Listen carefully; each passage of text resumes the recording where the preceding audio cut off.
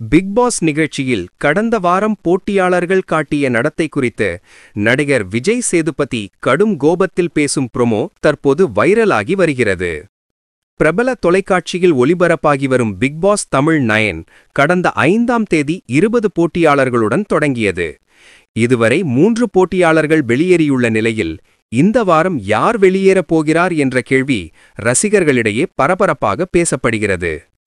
இந்நிலையில் இன்று வெளியாகிய ப்ரோமோவில் விஜய் சேதுபதி வீட்டினுள் நடந்த செயல்கள் குறித்து கடும் அதிருப்தி தெரிவிக்கிறார்.